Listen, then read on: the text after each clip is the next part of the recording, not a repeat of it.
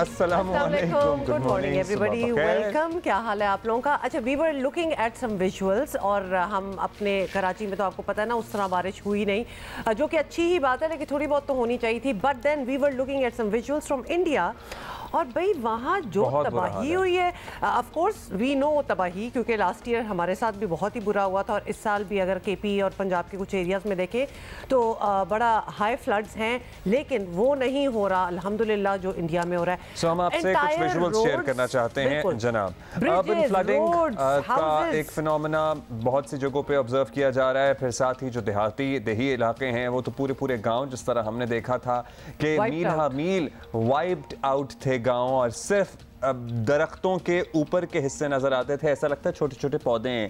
नीचे जरा हेलीकॉप्टर या आप जमीन पर जाएं, हेलीकॉप्टर से नीचे उतरें या जमीन पे बाय बोट ट्रैवल करें तो आपको पता लगता था ये 20 फुट का दरख्त है जो इतना पानी में डूबा हुआ है कि ऊपर से सिर्फ झाड़ियां नजर आ रही हैं। और फिर वो क्योंकि बह रहे होते हैं तो वो लैंडस्लाइड एक सिचुएशन बनी हुई है, तो इतने बड़े बड़े पुराने दरख्त भी बह रहे हैं साथ, तो सोच लें कि पानी का तो एक और प्रेशर और उसके साथ जो ये चीज़ें बह रही हैं तो उसके आगे तो कोई भी चीज़ ठहरती नहीं है। ख़तरनाक किस्म के विजुअल्स और ख़ास तौर पे क्योंकि इंफ्रास्ट्रक्चर आप देखें तो कुछ जगहों पे बड़ा प्रॉपर इंफ्रास्ट्रक्चर था, प्रॉपर घर, ब्रिजेस, सड़कें। So it wasn't as if कि बड़े कोई रूरल एरियाज़ की हम बात कर रहे हो, बड़े बड़े शहरों की हम बात कर रहे हैं। अच्छा, और वहाँ पे चूंकि बहुत ज़्यादा दबाव है, बेइंतहा बारिशें हो रही हैं, तो नेचुरली वो लोग जब दरियाओं में पानी छोड़ते हैं तो वी आर ऑल कनेक्टेड, तो हमारे रावी और सतलुज पर दबाव आता है। अब इत्तलात यही आ रही हैं कि दरियाए रावी और सतलुज में पानी का दबाव बढ़ने लगा है, क्योंकि भारत की तरफ से दरियाए सतलुज पर हिरके बैराज से 95,000 क्यूसेक करेला हुदूद में पाकिस्तान की दाखिल हो गया है। पीडीएमए ने हाई अलर्ट भी जारी कर दिया गया है और रावी में जस्सड़ के मकाम पर पानी के बहाव में तेज़ी इस वक्त ऑब्जर्व की जा रही है। मैंने पॉइंटर्स लिखे हुए हैं कि किस मकाम पर क्या सूरत हाल है। कंट्रोल रूम से पंजाब में तमाम तर सूरत हाल की मॉनिटरिंग की जा रही है। ज़्यादातर ये पानी जो जिसकी आप बात कर रहे हैं, ये जो छोड़ा जा रहा है, ये 12 घंटे तक जो है ना, घंटों में पहुँच जाएगा पानी। It also takes time to travel, तो ये इसके लिए मेरा ख्याल है कि हमें भी हमारे कौन कौन से अजला हैं जहां पर हाई अलर्ट जारी किया गया है? हमारे ओकाड़ा, कसूर, पाकपतन, बहावलनगर, विहाड़ी के डिप्टी कमिश्नर्स जो हैं वो पेशगी इंतजामात मुकम्मल करें। पीडीएमए ने उन्हें वार्निंग दे दी है कि भाई हम आपको बता रहे हैं कि भारत की तरफ से इतना पानी छोड़ा गया है। इन अजला के डिप्टी कमिश्नर्स, इंतज़ामिया, मशीनरी अलर्ट रहें। साथ ही इमरजेंसी कंट्रोल रूम में स्टाफ को हमा वक्त अलर्ट रखा जाएगा। ताज़ा तरीन सूरत हाल से आवाम को और अथॉरिटीज़ को आगाह रखने के लिए पीडीएमए हमा वक्त ऑब्जर्व कर रहा है। और रेस्क्यू 1122 को भी हाई अलर्ट पे कर दिया है, ताकि ऑब्वियसली उनका सबसे पहले तो उन्हीं का एक रिस्पांस होता है जिसका इंतज़ार होता है। So they are also ready, because एक तो बारिशें हमारे यहाँ भी हो रही हैं और ऊपर से पानी भी एक ज़रा मज़ीद इनफ्लो होगा, काफ़ी मज़ीद इनफ्लो होगा, तो अल्लाह खैर करे। और फिर आपको पता है कि एक फोरकास्ट भी है बारिशें, इट्स नॉट एज इफ़ कि आजकल होगी तो ख़त्म हो जाएंगी, तो पूरा महीना ही मानसून का चलता है। और पिछले कुछ सालों में हमने देखा है, बाय द वे, ये फिनोमेना जो है this is not only constricted to our part of the world. अगर आप स्पेन में फ्लड्स, रिसेंटली स्पेन के भी फ्लड्स की कुछ हमने फुटेज देखी थी, अमेरिका में आप देख लें तो हर जगह ही हर साल हमें लगता है कि एक मजीद ज़रा जोश जो होता है पानी का और एक गुस्सा पानी का नजर आना स्टार्ट हो गया। क्लाइमेट चेंज ने पूरी दुनिया को हिट किया है, हमारे यहाँ इसका असर बहुत ज़्यादा है और हमें इस बात का रोना आता है कि हमारी कंट्रीब्यूशन कम है दुनिया को इस नहज में पहुंचाने में और हम पे असर सबसे ज़्यादा हो रहा है। ऑल्दो अमरीका की शमाल मशरक़ी रियासतों में तूफ़ानी बारिशें हैं, तबाहकुन सैलाब का वहाँ भी लोगों को सामना करना पड़ा है मुख्तलिफ रियासतों में। जो सिखा रहे हैं ना, ये अमरीका के हैं, तो बताइएगा क्या आपको? रियासत न्यूयॉर्क से मेन तक 1.25 करोड़ अमरीकी शहरी मुतासिर हुए हैं। कैलिफोर्निया से टेक्सास और फ्लोरिडा तक गर्मी की शदीद लहर की पेशगोई की जा रही है। सो यस, यहाँ पर एक्सट्रीम वेदर कंडीशंस आपको पता ही है, चाहे वो सर्दी हो तो इतनी सर्दी हो गई थी, तूफ़ान आए थे, बर्फानी के लोगों की जान चली गई थी, हीटिंग सिस्टम के लैप्स कर गए थे। अब गर्मी की पेशगोई की जा रही है तो वो भी यही कहा जा रहा है कि तो भाई सारे आप तैयार रहें। सारे मौसम जो हैं वो एक्सट्रीम हो गए और बीच के जो ज़रा ऑटम और स्प्रिंग टाइम मौसम थे उनका दुरानिया कम होता जा रहा है, तो सर्दी ज़रा ज़्यादा प्रोलॉन्ग्ड होती है, ज़्यादा शदीद होती है, गर्मियाँ भी बहुत ज़्यादा, ख़ासतौर पर they are not use used to the kind of गर्मी that perhaps our part of the world is used to, तो वो बहुत ज़्यादा है और फिर उसका भी दौरानिया लंबा होता जा रहा है। So climate change is actually affecting. और इसको किस तरह से टैकल किया जा सकता है? सिर्फ दरख्त लगाकर। ये इसमें कोई दो राय नहीं है। मतलब एक चीज़ का क्लियर कट सोल्यूशन नज़र आ रहा है। एक, हम अपने समुद्रों को आलूदा करना छोड़ दें, हम दरख्त लगाएं, अपना कार्बन फुटप्रिंट कम करें, हम मैंग्रोव्स लगाएं जो सबसे ज़्यादा ऑक्सीजन प्रोड्यूस करने का ज़रिया बनते हैं। ये चीज़ें हैं जो करके हम अपनी ज़मीन को, अपने मुल्क को और अपनी ज़िंदगी को इन तबाहकारियों से बचा सकते हैं। और साथ ही इसकी बात हो रही है तो आपको बता दें, कल आपने शायद देखा हो, नहीं देखा तो मुल्क में सरसब्ज इनकलाब का भी आगाज हो गया। बिल्कुल, वो भी दिखाएंगे, लेकिन कुछ शॉट्स हम इसलिए दोबारा दिखाना चाहते हैं फ्लड्स के ही। थोड़ा सा ये वैसे इंडिया के हैं, लेकिन बताना ये है कि if we don't change our ways, आप जो बात कर रहे थे ना, कार्बन फुटप्रिंट भी कम करें और दरख्त लगाएं, अगर हम ना करें, ना किया तो ये बड़ा एक ये हिमाचल के एक्चुअली शॉट्स हैं, कॉमन सीन हो जाएगा। आप ये हिमाचल के शॉट्स हैं और हमने कागान नारान में पिछले साल एग्जैक्टली यही मनाज़र देखे। In fact if we didn't tell you कि कहाँ के हैं, तो ये हमारे साथ हो चुका है। हाँ। तो लिहाजा हमें लगेगा कि शायद हमारा ही है, but this is only to augment. Abdullah, जो आप कह रहे थे ना कि अगर अभी हमने अपने तरीक़ेकार ना बदले तो हमारी फ्यूचर जनरेशंस, हाँ हम ऑलरेडी लेट हो चुके हैं, बट अंदाज़ा करें फ्यूचर जनरेशंस जब ज़्यादा स्टडी भी कर चुके होंगे तो वो हमें बड़ा ब्लेम करेंगे कि हमारी प्रीवियस जनरेशंस या हमारे एंसेस्टर्स बैठे क्या कर रहे थे कि उन्होंने तवज्जो नहीं दी कि वो एक दुनिया को क्या बनाते चले जा रहे हैं, which is literally becoming inhabitable for future. अच्छा, पता है क्या, दुनिया अब इस किस्म के इक़दामात करना शुरू हो गई है। जिस तरह कराची में ही एक जगह है, वहाँ पर मैं देख रहा था जगह जगह जहाँ भी ज़मीन का थोड़ा सा टुकड़ा है वहाँ पे अर्बन फॉरेस्टिंग करके बेइंतहा पौधे लगाए गए हैं। जगहों पे ये यहाँ तो हुआ ये एक दो हैं, नाम के हैं, छोटे छोटे हैं, लेकिन आप एटलीस्ट अब्दुल्ला आप जाए उनमें, आपको घुसते ही उनमें ये तो फील हो जाता है ना कि इसका कितना फायदा है। बट हाँ, एग्जैक्टली, सीख तो सकता है ना इंसान। बहुत ज़्यादा करने की ज़रूरत है। हर 5 किलोमीटर, 10 किलोमीटर, 4 किलोमीटर के ऊपर एक इस तरह का अर्बन फॉरेस्ट अगर हो तो शायद कुछ बेहतरी आए। फिर जो हाई राइज बनती हैं अब दुनिया के बड़े शहरों में, जैसे सिंगापुर वगैरह हो गया, वहाँ अब ये लाजिम व मलजूम बहुत से चाइना के शहरों में करार दिया जा रहा है कि जो rooftop of the building has to be a garden. ये इट एक्चुअली वर्क्स। और खास तौर पे वो शहर जैसे कि हमारा ये कराची शहर है जहाँ बिल्डिंग्स काफ़ी हैं, तो उसमें तो ये ऐसी चीज़ कोई डेवलप की जा सकती है। वैसे तो लोग अपने घरों की छतों पे भी ये कर सकते हैं, दैट्स नॉट अ प्रॉब्लम। दूसरा ये कि हम बड़ी खुशी खुशी बताते हैं, और ख़ास तौर पे हमारी जो लीडर्स होते हैं या जो भी शहर चला रहे होते हैं कि जी हमने फलाना पार्क बनाया, तो हमने इतना कंस्ट्रक्शन नहीं है और बड़ा अच्छा पार्क है, आप जा सकते हैं, all that. The only greenery that you see in these parks is घास। दरख्त लगाएं, मतलब उनको कुछ और कुछ ऐसे दरख्त स्टडी करके जो उस माहौल के लिए अच्छे हो, जो जल्दी ग्रो हो।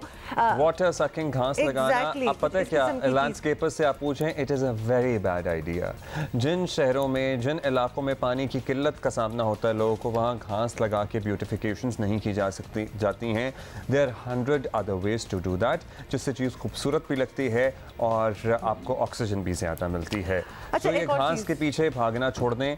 वैसे जो रेजिडेंट्स हैं उनको भी ज़रा चाहिए कि अपने 2-2 कनाल, मतलब 500,000 गज़ के लॉन्स के ऊपर ये बस घास लगी हुई है और वो माली खड़ा हुआ पानी फेंके जा रहा है, फेंके जा रहा है, फेंके जा रहा है। पानी इज अनदर थिंग। जितना हम इन फ्लड्स की बात कर रहे हैं, स्टोरेज का तो आपको पता ना, पाकिस्तान में तो कोई सीन ही नहीं है, लेकिन एटलीस्ट पानी को हम रिसाइकिल तो कर सकते हैं, क्योंकि वाकई यू आर वेरी राइट कि जो चीज़ सबसे कम मिकदार में, अब पता है कि ये कम होती जा रही है, उसको रिसाइकिल करना शुरू करें। ख़ास तौर पे माशाल्लाह हमारे यहाँ लिटरली हर नुक्कड़ पे मस्जिदें तो हैं। अब मस्जिदों का जो पानी जो वुज़ू के लिए यूज़ होता है उसको भी रिसाइकिल करने के दुनिया में तरीके बन चुके हैं। एक्चुअली कुछ लोग हैं जो ये कर रहे हैं काम। You know the other day I met a friend और उसका ही ये इनिशिएटिव था कि वो इस तरह से लोगों को इनकरेज कर रहा था। एक्चुअली एक दफ़ा हमने अपने शो पे कवर भी किया था कुछ इस किस्म का, but more needs to be done.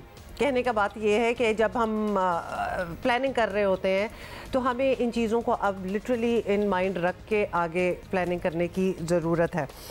अच्छा जी अब्दुल्ला, आप ये बता रहे थे कुछ इस किस्म की आपने की थी कि मुल्क में सब्ज़ इनकलाब का आगाज़ भी हो गया, ये भी आप कुछ बता रहे थे, वो क्या है? इनकलाब का आगाज़ हो गया है। कौमी क़यादत ने मिल बैठ कर फूड सिक्योरिटी के मामले पर बाकायदा हिकमत अमली बना ली है। कल ज़रई इनकलाब से मुताल्लिक बड़ा ही अहम सेमिनार हुआ है जिसमें वज़ीर आज़म Shahbaz Sharif army chief general Asim Munir और सूबाई वज़राए आला समेत गैर मुल्की मंदूबीन ने शिरकत की है।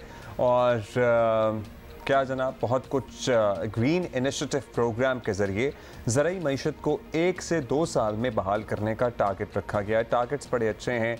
पता है, जब इस तरह के बड़े बड़े सेमिनार होते हैं, उसमें बड़ी इंपॉर्टेंट शख्सियात आती हैं, तकरीरें होती हैं, बातें होती हैं, मुझे ऑलरेडी टेंशन शुरू हो जाती है। बिकॉज आई रियली वांट कि जब हम चीज़ें कर लें ना, तब हम उनको सेलिब्रेट करें। हम पहले ही मतलब हम पहले ही इतना ज़्यादा शोर होगा कर देते हैं उस पर।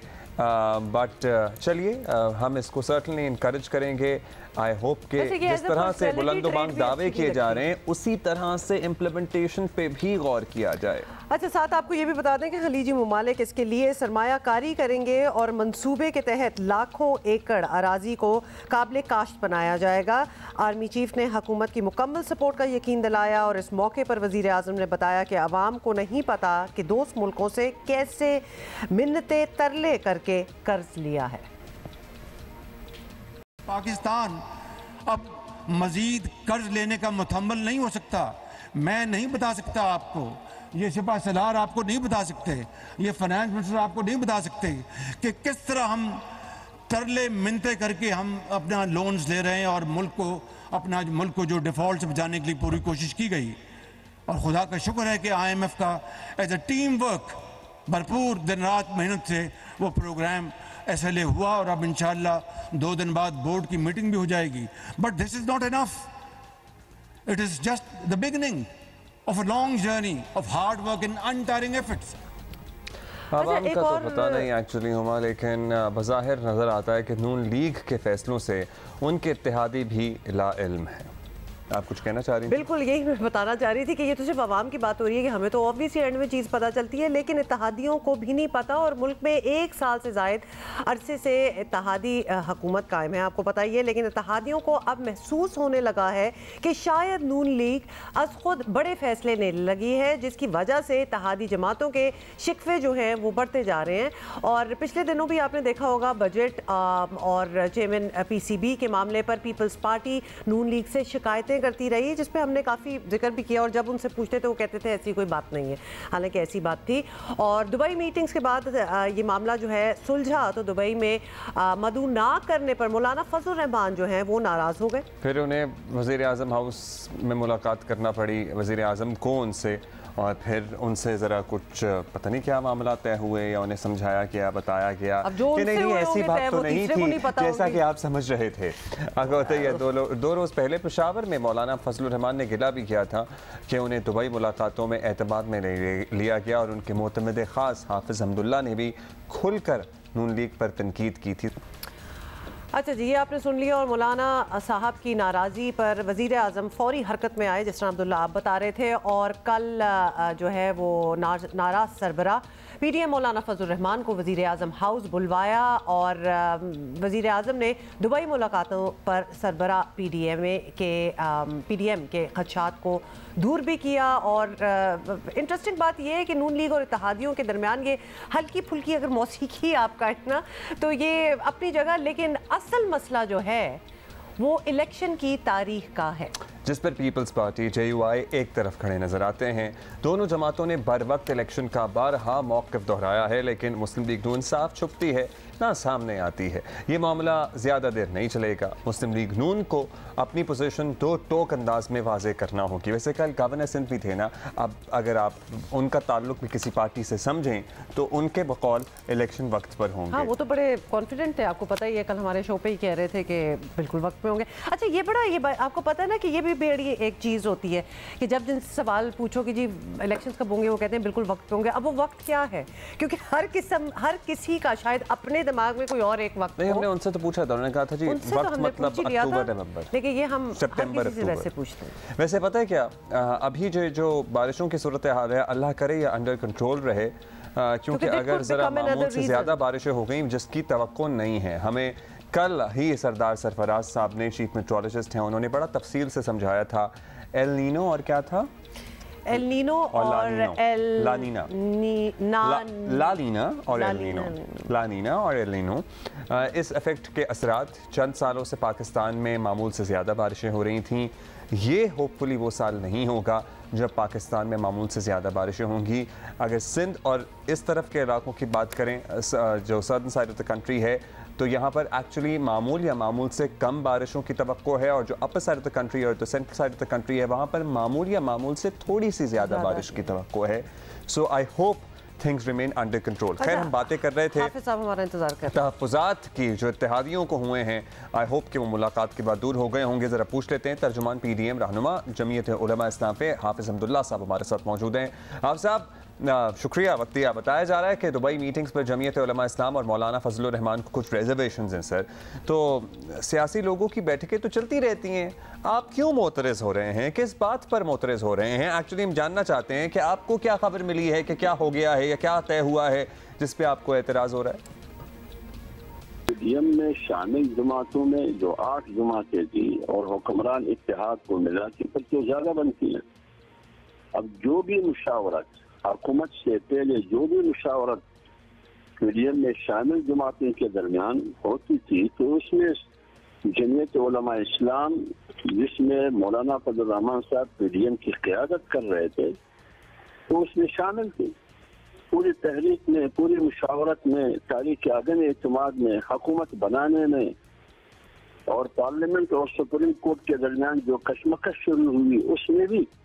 लेकिन अभी जब मुस्तकबिल की हिकमत अमली पे बात हो रही है, और बात हो रही है दुबई में, मियां नवाज शरीफ साहब लंदन से आए और आसिफ अली जरदारी साहब पाकिस्तान से पहुंच गए, बच्चे भी यहाँ से पहुंच गए, लेकिन PDM की सरबराह बैठक सदर PDM उसको क्यों बाहर रखा है इस मुशावरत से?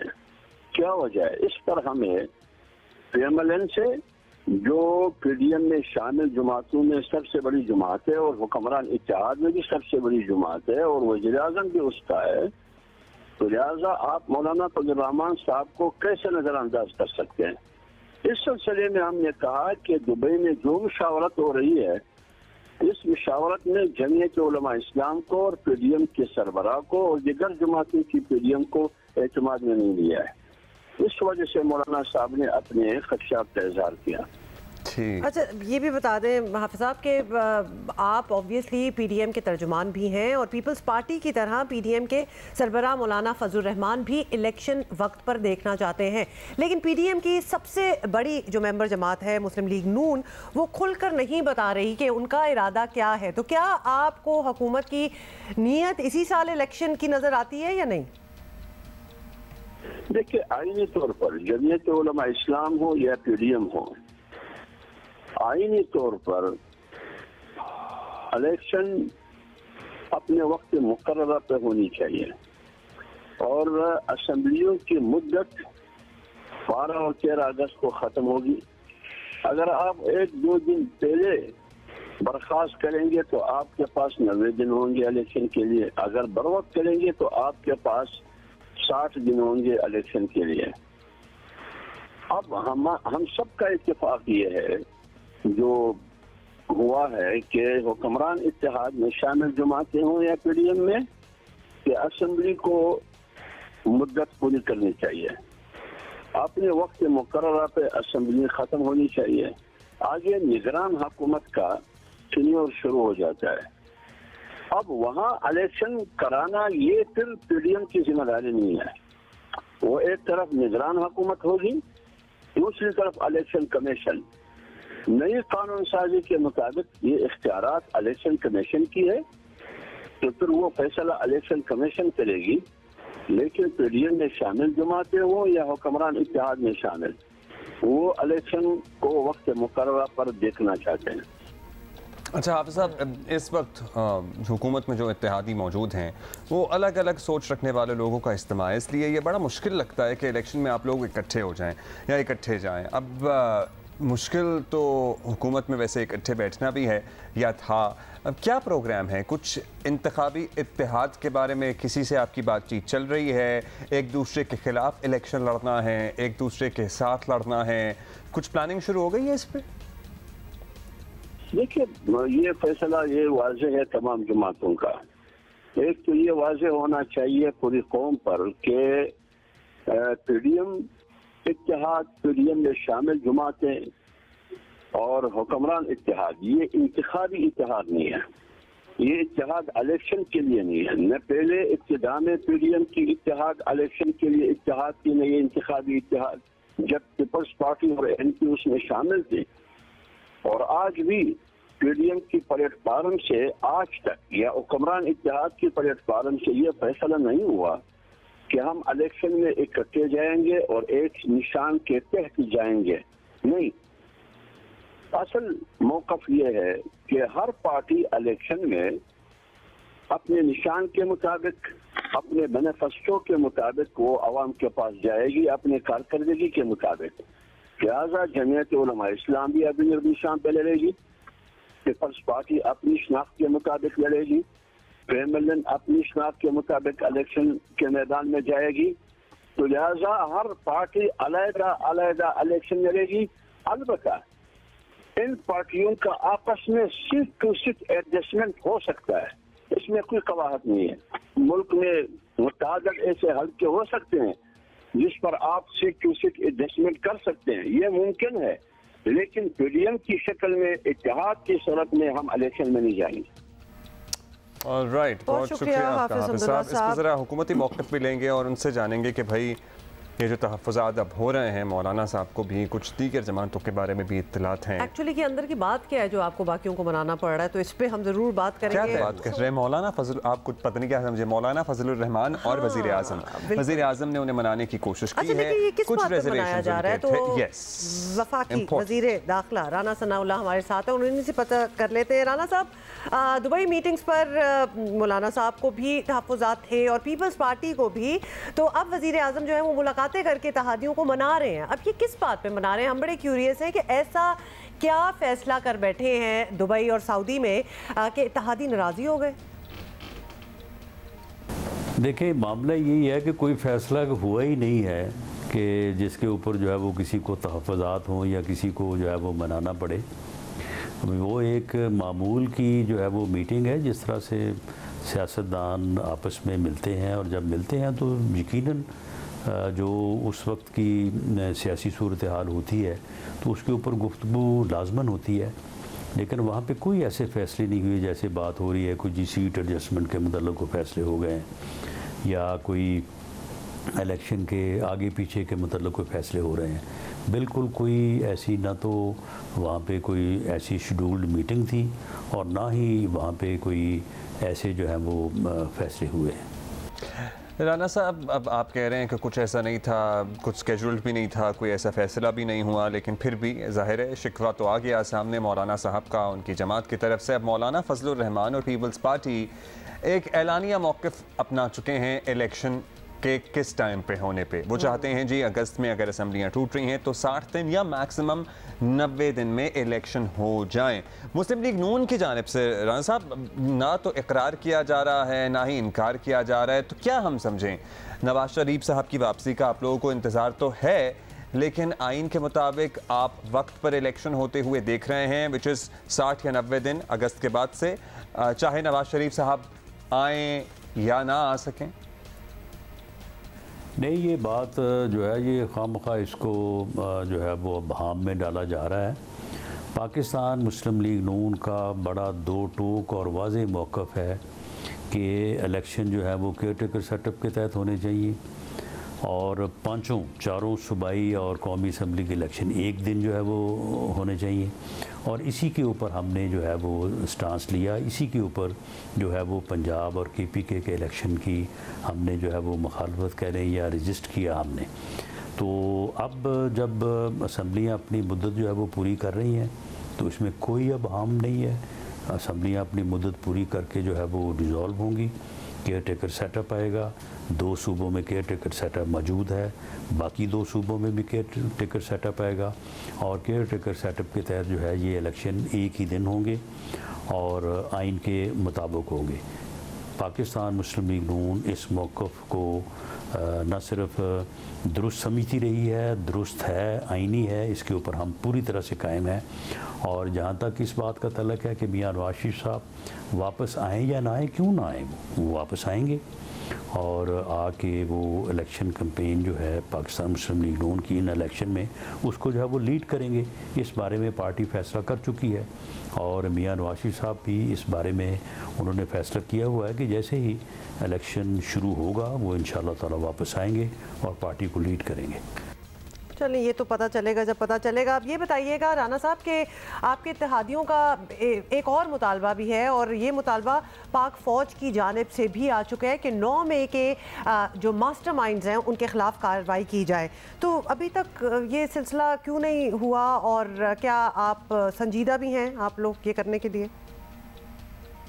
हुकूमत इस मुतालबे को कि 9 मई के मास्टरमाइंड के ख़िलाफ़ जो है वो कार्रवाई होनी चाहिए, इसको पूरी संजीदगी से ले रही है और हम समझते हैं कि मास्टरमाइंड जो है वो एक ही आदमी है जिसका नाम इमरान खान नियाज़ी है और उसके ख़िलाफ़ जो तहकीकाती अदारे हैं, हाँ ये बात ज़रूर है कि वज़ीर-ए-आज़म का ये मौक़िफ़ है कि तमाम तहकीकाती अदारों को मेरिट के ऊपर जो है वो तफ्तीश करनी चाहिए और वो सबूत जो मौजूद हैं उन्हें जो है वो एक पूरी अरक्रेज़ी से और पूरे मेरिट पे तफ्तीश करते हुए जो है उनको सामने लाना चाहिए और उन्हें अपना टाइम जो है वो लेना चाहिए। तो इसके मुताबिक जो है वो तहकीकात और इन्वेस्टिगेशन जो है वो उनका अमल जारी है और जैसे ही वो अमल मुकम्मल होता है उसके नतीजे में जो भी मास्टरमाइंड है और जो भी इसमें जो है वो फैसिलिटेट करने वाले हैं, जो आर्किटेक्ट हैं, जो मौके पे जाके ऑपरेट करने वाले हैं, वो सारे लोग जो हैं उनके ख़िलाफ़ साइंटिफिक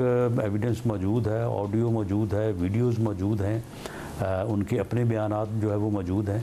तो ये सारी चीज़ें जो है वो टाइम कंज्यूमिंग इसलिए हैं कि ये सारे जो है वो टेक्निकली इन चीज़ों को प्रूव करने के लिए जो है वो एक टाइम दरकार होता है। जिस तरह से ये आपके इल्म में है कि अभी 3 दिन पहले एक शरपसंद जो वहाँ पे आग लगाता फिर रहा है, तो अब उसकी आगे जो है वो आइडेंटिफिकेशन हुई और अब वो अरेस्ट हुआ है, जिसने बाद में अपने बयान में भी तस्लीम भी किया है कि वो वहाँ पे मौजूद था। उसके माँ बाप ने भी उसके इस अमल को कंडेम किया है। तो ये एक टाइम कंज्यूमिंग ज़रूर है जिस वजह से इस किस्म के तसरात उभर रहे हैं। हुकूमत पूरी तरह से कमिटेड है कि 9 मई के वाक़यात में मुलव्वस जिस जो मास्टरमाइंड है, जिन लोगों ने इसको आर्किटेक्ट किया, जिस लोगों ने इसको इम्प्लीमेंट किया, करवाया और जिन लोगों ने मौके पे जाकर ऑपरेट किया, उनको जो है वो इंसाफ के कटहरे में लाया जाएगा और उनको जो है वो सज़ा दी जाएगी जो उन्होंने। ठीक, आपने कहा जी टाइम कंज्यूमिंग है, वक्त लग रहा है, इसलिए तासुर उभर रहा है कि शायद हुकूमत सीरियस नहीं है, लेकिन हुकूमत सीरियस है। बहुत शुक्रिया। और इलेक्शन के हवाले से भी राना साहब का कहना है कि बिला वजह ये तासुर उभर रहा है कि मुस्लिम लीग नून प्रॉब्ली नहीं चाहती है वक्त पे इलेक्शन, हम तो चाहते हैं वक्त पे इलेक्शन। लेट्स सी जी, तासुर उभरा है और अगर ये शायबा है लोगों को या लोगों को क्या, इनके इत्तेहादियों को तो इन्होंने शायद समझा ही दिया हो। मतलब हम तो वही बात रिपोर्ट कर रहे हैं ना जो हमें नज़र आ रही है होते हुए। तो अगर आपने उनको सेटिस्फाई कर दी है और आपस में आप लोगों को पता है कि कब हो रहे हैं, तो आई गेस अगर आप इक़्तिदार की राहदारियों कॉरिडोर्स में कुछ मुख्तलिफ आवाज़ें सुनने की कोशिश करें तो बहुत सी आवाज़ें आ रही थी ना। उस दिन हम सुहेल वड़ाइच साहब से भी बात कर रहे थे, वो कहते हैं कि मार्च से पहले उन्हें इलेक्शन होते हुए उनके तज्जिए के मुताबिक नहीं नज़र आ रहा है। इस तरह यही बातें और भी बहुत सारे लोग कर रहे थे। लेकिन आप कह रहे हैं कि लेकिन लेट्स सी, अब तो सभी कह रहे हैं कि वक्त पे इलेक्शन होंगे और वक्त मीन्स वही वाली बात ना, वक्त कौन डिफाइन, वक्त मीन्स कि अगस्त में असेंबलियां तहलील हों और उसके बाद 60 या फिर 90 दिन के अंदर इलेक्शन हो जाएं, which is September to maximum November. So या अच्छा, एक मौजू है जिसमें हम टाइम वेस्ट नहीं करेंगे और सीधा सीधा बात करेंगे क्योंकि दो हमारा इंतज़ार कर रहे हैं 2 मेहमान और वर्ल्ड पॉपुलेशन डे है और ये एक मसला ऐसा है जो हमारी ज़िंदगी के 90% जो मसाइल का हमें सामना करना पड़ता है उससे जुड़ा हुआ है। ऐसा ही है। आज आबादी का दिन मनाया जा रहा है, आलमी दिन है और इस साल अक़वाम मुत्तहिदा का उन्वान है सिन्फ़ी मसावात की ताकत उजागर करने, ख़वातीन और लड़कियों की आवाज़ को लामहदूद इम्कानात से रोशनास कराना। और इसकी ट्रांसलेशन आप देख सकते हैं। माहिरीन का आपको बता दें कि कहना है कि दुनिया की बढ़ती हुई आबादी से पैदा होने वाले मसाइल को हल ना किया गया तो ज़्यादा आबादी जो है वो खुद ही सबसे बड़ा मसला बन जाएगी, which actually we are feeling that in Pakistan as well. सिन्फ़ी मसावात की ताकत को उजागर करने और ख़वातीन और लड़कियों के लिए तरक्की के लामहदूद इम्कानात को यकीनी बनाना है। और एक जायज़े के मुताबिक आपको बताएं, दुनिया की आबादी इस वक्त 7 अरब 90 करोड़ के लगभग पहुंच चुकी है। पाकिस्तान 24 करोड़ आबादी के साथ 5वां बड़ा मुल्क है। पाकिस्तान दुनिया के उन 8 ममालिक में शामिल है जो 2050 तक दुनिया में बढ़ने वाली कुल आबादी में 50% हिस्सा डालेंगे। अगर ये हमने खतरनाक किस्म की बात है। हम मतलब समझ नहीं आ रहा, मुझे समझ नहीं आ रहा कि मैं क्या अल्फाज इस्तेमाल करूं। अगर हमने ब्रेकें ना लगाई तो, जिसके कोई इम्कान नहीं है, नज़र नहीं आ रहा है एटलीस्ट फ़िलहाल। पाकिस्तान में आबादी जिस तेज़ी से बढ़ रही है, इतने ही मसाइल जन्म ले रहे हैं और इस वक्त पाकिस्तान को संगीन चैलेंजेस का सामना है। सबसे बड़ा चैलेंज ग़िज़ाई बहरान है। एक्चुअली ये सबसे बड़ा चैलेंज है। पानी तो सबको पीना है, ज़िंदा तो सबको रहना है, खुराक भी सबको चाहिए, लेकिन अगर लामहदूद अंदाज में आबादी बढ़ती रहेगी तो कैसे मैनेज होगा? सादा सा सवाल है। आई गेस किसी के भी जहन में ये सवाल आएगा तो उसे मसला समझ में आ जाएगा। ये कोई कॉम्प्लिकेटेड बात भी नहीं है, ये इतना इजी टू अंडरस्टैंड होना चाहिए, जो कि लगता है कि नहीं है। एनीवेज पे हम बात करेंगे पॉपुलेशन काउंसिल पाकिस्तान के senior director programmes and research doctor Ali Mir हमारे साथ हैं। डॉक्टर अली मीर, हम चाहते हैं आप हमें समझाएं बहबूद आबादी और आबादी की रफ्तार को कम करने पर पिछले 60 बरसों से कोशिशें की जा रही हैं, लेकिन इसमें कामयाबी नहीं मिली। इस हवाले से हमारी नाकामी की क्या वजूहात आपको नज़र आ रही हैं? प्लीज़ एक्सप्लेन करें। मेरे ख्याल में इस वक्त आज के दौर में जब भी हम आबादी के हवाले से कोई बात करें, इसका ज़ाविया जो है वो बुनियादी इंसानी हकूक़ के पैराहे में होना चाहिए।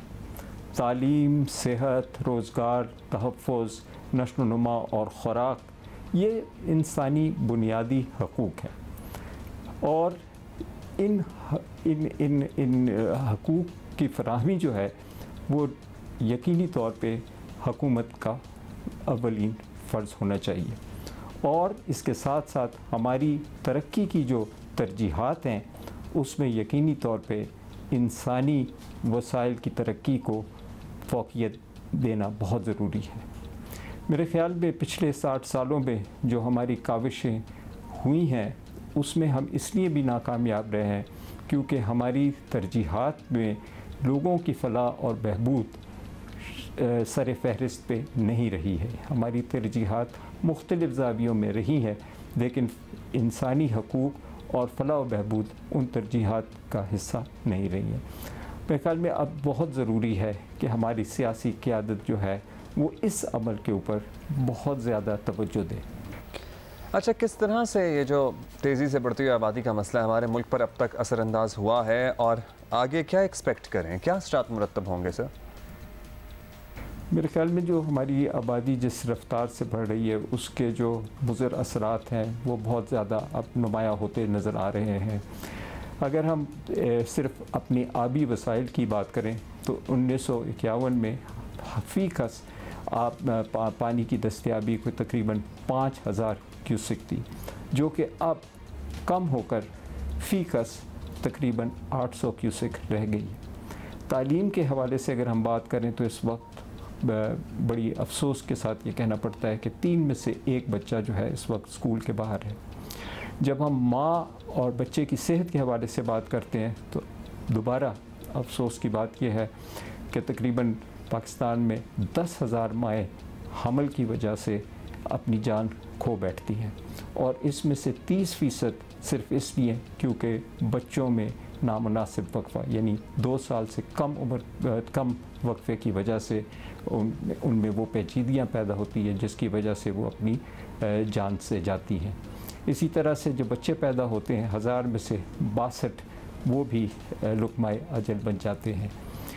इसी तरह से जब हम ख़ुराक के तहफ़्फ़ुज़ की बात करते हैं तो तकरीबन 37% हमारी आबादी जो है वो ख़ुराक के हवाले से गैर महफूज है।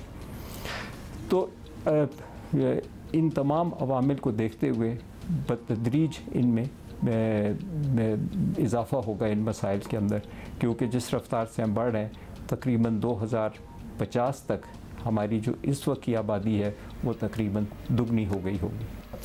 डॉक्टर अली मीर, अब बॉटम लाइन तो यही है कि आबादी में इजाफे की रफ्तार में कमी लाने के लिए ये बताइए कि किन इक़दाम की ज़रूरत है और ये इक़दाम किसकी ज़िम्मेदारी है? मेरे ख्याल में इसकी ज़िम्मेदारी जो है वो सबकी है, हुकूमत की भी है और अफराद की भी है। हमें ख़ुद बज़ात ख़ुद भी इनफरादी तौर पे भी ये सोचना होगा कि क्या हम अपने बच्चों को वो तमाम हकूक़ दे पा रहे हैं जिसके वो हकदार हैं, जिसमें तालीम शामिल है, जिसमें ख़ुराक शामिल है, जिसमें उनकी तरबियत शामिल है, जिसमें उनको तहफ़्फ़ुज़ भी उसमें शामिल है।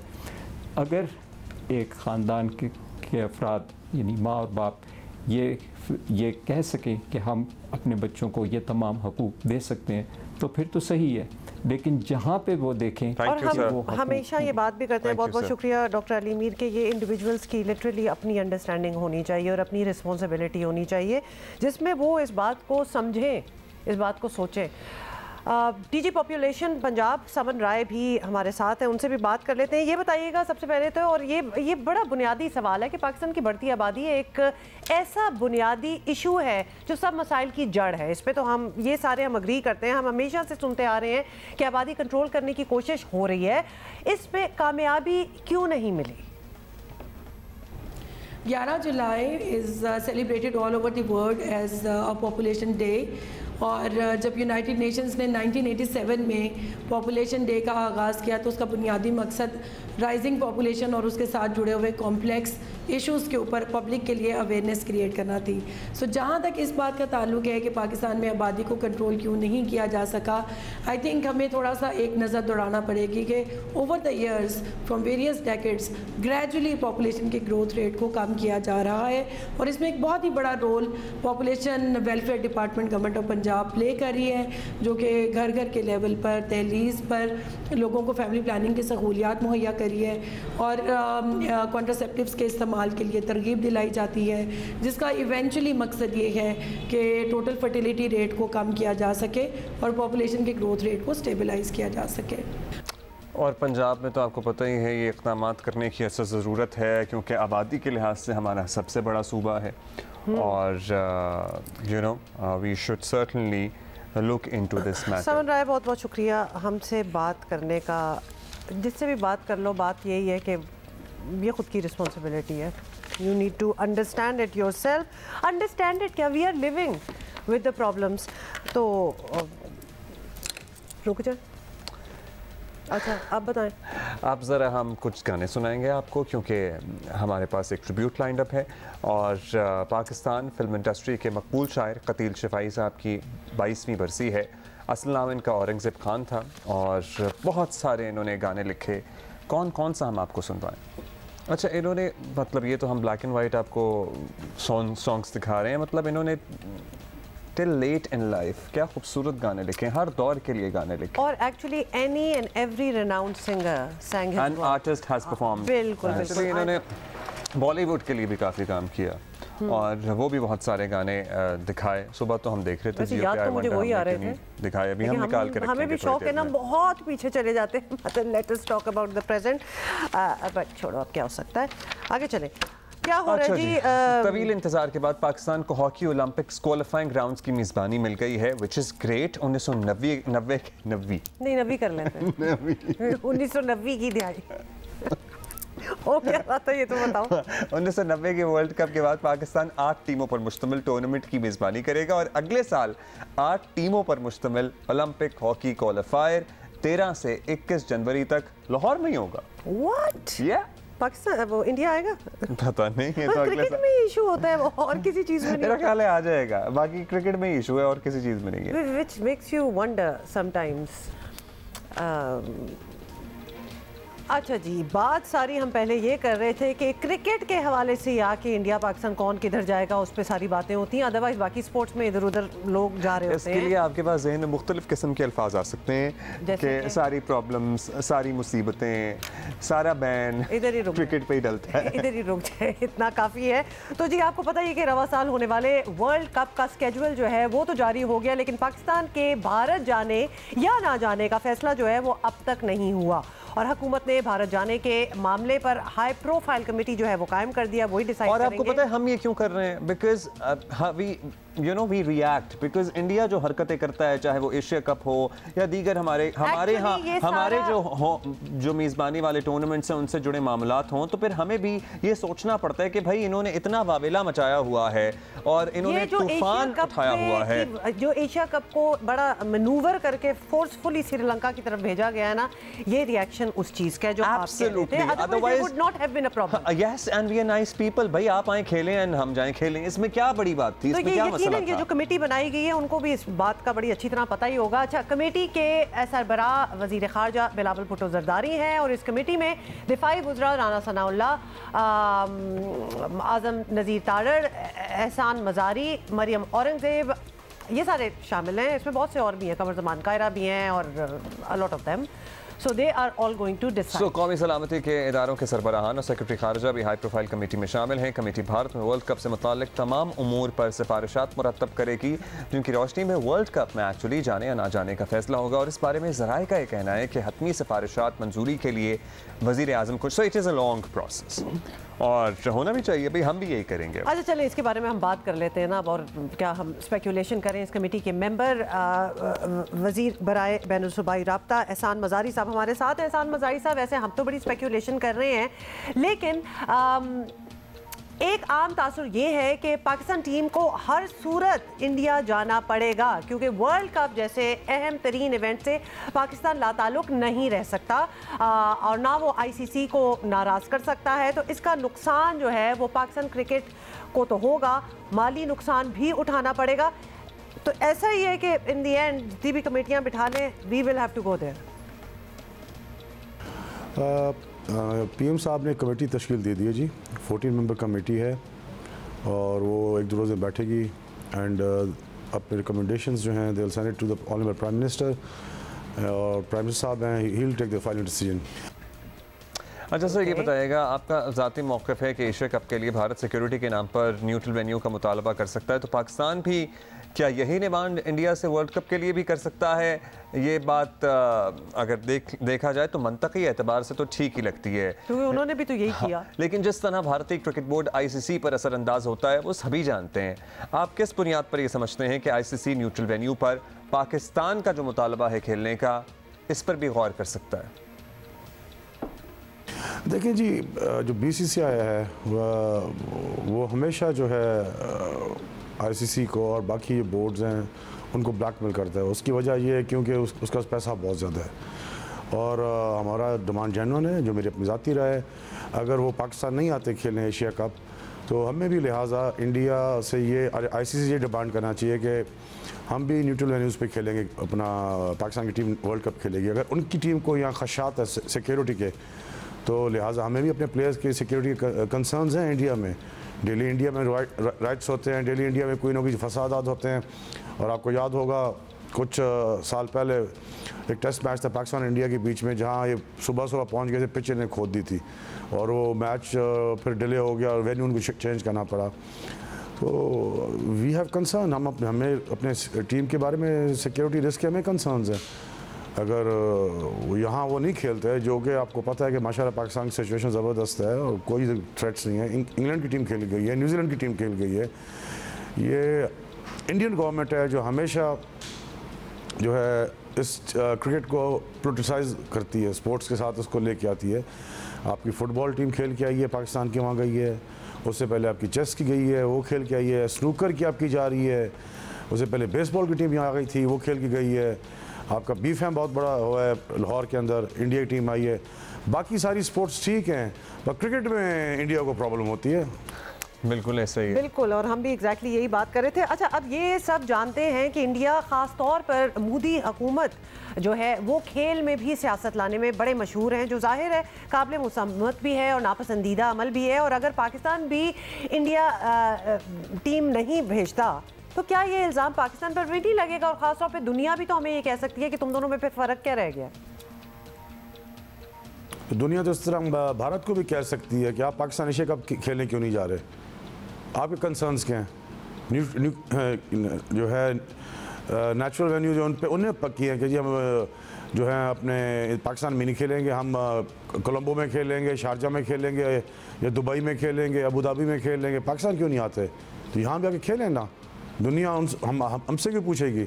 मैंने तो अपना एक स्टांस लिया हुआ है और जो मेरी रिकमेंडेशन है, मेरी पर्सनल राय है, अगर इंडिया यहाँ नहीं खेलती और वो कहते हैं कि हमने न्यूट्रल उस पर खेलना है वेन्यूज़ पे, तो पाकिस्तान भी डिमांड करे ICC की। अभी हमें भी कंसर्न्स है सिक्योरिटी के इंडिया के अंदर एंड हमें अपने प्लेयर्स की we don't want to put our players in risk. हम भी चाहते हैं फिर हम भी अपना उस पर खेलें और वेन्यू पे खेलें जाके हाइब्रिड मॉडल में।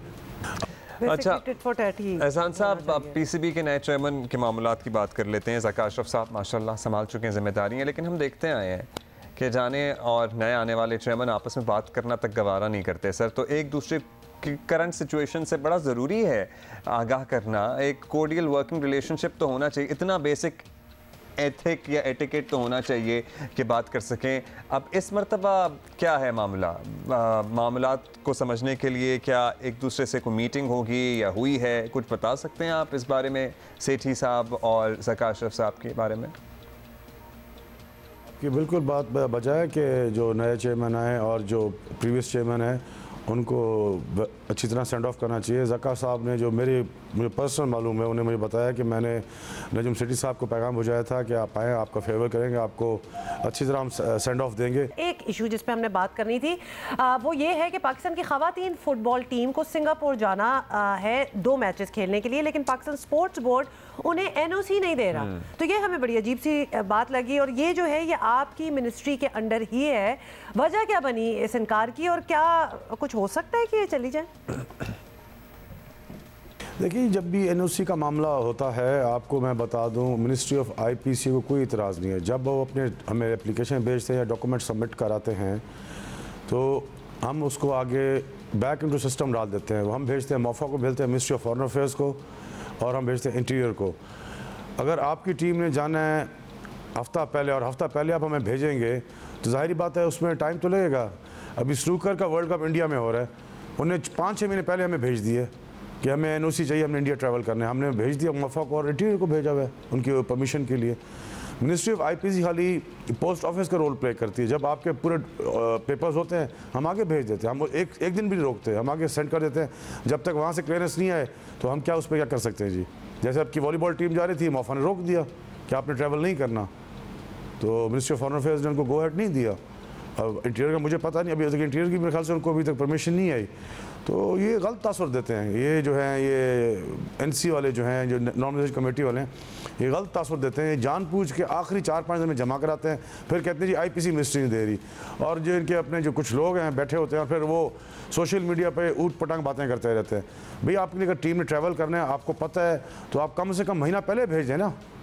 अभी यही लास्ट टाइम ये हुआ था, आपकी फुटबॉल टीम मॉरिशस जा रही थी और इंडिया जा रही थी, इन्हें 1 हफ्ता पहले हमें एनओसी के लिए पेपर्स भेजें, उससे पहले हमें अंडरटेकिंग नहीं दे रहे थे। आप हमें अंडरटेकिंग तो दें ना, जो रूल्स है उसके मुताबिक आप पाकिस्तान स्पोर्ट्स बोर्ड को अपने डॉक्यूमेंट जमा करें, उसके मुताबिक जब नहीं करा जाहिर बात है फिर डिले होते हैं।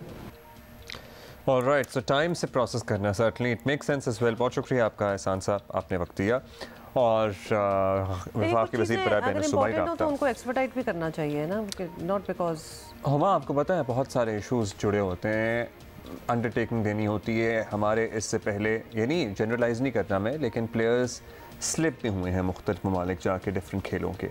सो ये लड़कियाँ ये डजंट मैटर, सो स्क्रूटनी करनी पड़ती है। और यस, एक पॉइंट ये हो सकता है कि लड़कियों के आपको पता ही है मौके भी कम होते हैं, इनको इतनी अपॉर्चुनिटीज़ भी नहीं मिलती, तो इसको एकोमोडेट करना चाहिए। सो ठीक है, आपकी बात बजा होगी कि भाई वक्त से नहीं दिया, 1 हफ्ता पहले दे रहे हैं, 10 दिन पहले दे रहे हैं, there is a time to apply for everything. लेकिन अब आप लोगों को तो काम ही है ये करना, तो कर दे। कोई 1 हफ्ता भी ठीक ठाक 7 दिन होते हैं 1 हफ्ते में, so do it and make some exception for it as well. और हमारे यहाँ आपको पता है स्पोर्ट्स के वो मामला तो है नहीं कि 6 महीने पहले सब कुछ तय हो जाए, टीम भी बन जाए, सब कुछ डिसाइडेड हो। शुक्र करके तो इनको कोई इनविटेशन आई होगी कि तुम लोग भी आ जाओ खेलने के लिए। और कैंप और कौन सा कोई पूल ऑफ टैलेंट इतना बड़ा है कि भाई उसमें से सब तैयार हो जाएं और सब बैठे हो। We have limited resource, we have our own limitations. This is not you know limited to this. हम इस मिनिस्ट्री को ये नहीं कह रहे, लेकिन वैसे तो बड़ा कोई ज़बरदस्त किस्म का काम चल रहा होता है ना हमारे यहाँ के, सब कुछ टाइम पे और हर चीज़ पहले प्रॉपर होनी चाहिए। जब बाकी कुछ नहीं होता तो इसको भी जाने दो।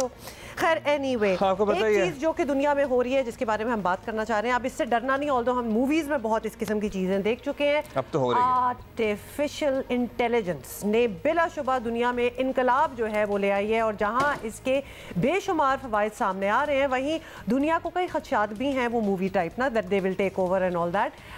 तो इस सूरत हाल को देखते हुए 3 दिन पहले अपनी नौयत की एक अनोखी प्रेस कॉन्फ्रेंस हुई, जिसमें रिपोर्टर्स के तेज जो कि सवालात होते हैं, चल तुम दो तेजी कर लो, उनका जवाब रोबोट्स ने दिया। तो दैट वाज क्वाइट इंटरेस्टिंग। और जिनीवा में इंसान नुमा रोबोट्स की पहली प्रेस कॉन्फ्रेंस आजकल मौजूए बहस बनी हुई है। What are you doing? Trying to fix a thing There's under my too foot. much sound here. लगता है कोई Sorry. रोबोट इसकी जगह तो कोई रोबोट उठा दे। तो मीडिया टॉक में बाय द वे रोबोट्स ने यकीन दहानी कराई है कि एक तो नंबर 1 के हम इंसानों के खिलाफ बगावत नहीं करेंगे और इंसानों की नौकरियां नहीं चुराएंगे। ये सारे पहले ऐसे ही कहते हैं, मैं बता रहा हूँ मैं आपको, फिल्मों में तो यही होता है। और वो इतने सही मतलब वो इंसान नुमा ही लग रहे थे कि आपको ये नहीं पता चलेगा कि अब्दुल्ला इस वक्त ह्यूमन है या रोबोट है। तो ये भी एक चीज़ हो सकती है कि आपकी की शक्ल की कोई और चीज़ तो जाने। खैर बहुत से सवालात हुए, जवाबात दिए, कुछ मिला जुला रद्द अमल भी आया सामने मुख्तलिफ रोबोट्स की तरफ से। So everybody was not harmonised और सिंक्रोनाइज्ड नहीं थे इनके जवाबात, आपको पता है? नहीं, ये नहीं है, हर किसी की अपनी एक ज़ाती सोच भी थी, अंदाज़ा लगाने का ज़ाती सोच भी थी। अब ये प्री प्रोग्राम थे इनके जवाब, और क्योंकि काफ़ी लैग्स भी आ रहे थे व्हेन दे वर आंसरिंग, तो काफ़ी कुछ बीच में हो भी रहा था। अच्छा जी, इस पर हमने बात करनी है बिकॉज ये बड़ा interesting topic and this is really the topic of the present and future. तो हमें समझना चाहिए डॉक्टर अदील यूसुफ जो कि AI systems machine learning scientist हैं, उन्होंने हमें ज्वाइन किया। बहुत शुक्रिया डॉक्टर साहब, आपने वक्त दिया। डॉक्टर साहब, अभी तो हम चैट GPT और AI और इन्हीं चीज़ों को हज़म करने की कोशिश कर रहे हैं कि अब ये प्रेस कॉन्फ्रेंस भी हमारी नज़रों के सामने आ गई।